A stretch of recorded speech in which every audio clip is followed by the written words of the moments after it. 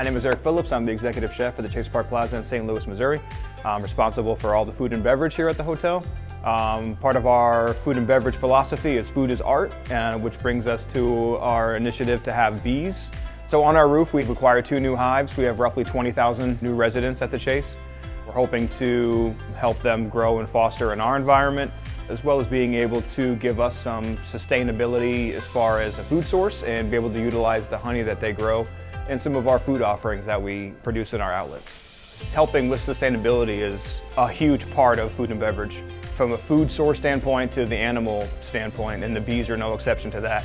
I think bees are very friendly in that urban environment, as long as you're just near a water source and some gardens, and I've seen people who even plant gardens in that same vicinity, and then they'll just grow the bees that way. I'm fortunate because of the location of our hotel that we're right across from Forest Park, so my bees are able to go get the best flowers that St. Louis has to offer, which in turn I hope gives us a really unique honey blend that nobody else will have, and let everybody see what Forest Park tastes like.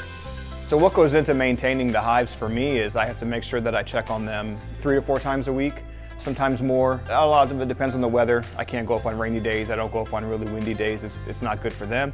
I have to keep their best health in mind when I go up. But I look for their growth. I have to make sure that they're collecting pollen. I look for that in the hives.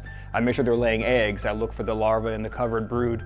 I make sure that they're starting to produce honey.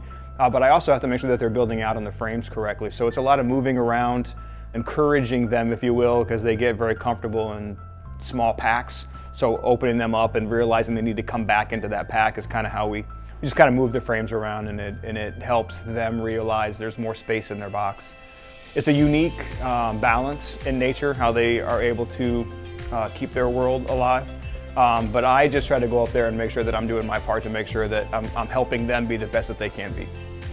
So I hope that what we're able to do here is to be able to teach myself how to be a better bee curator, and I'm also hopeful that I instill this passion into my team members and they take it forward, and we're able to really create a really fostering, nurturing care for the environment.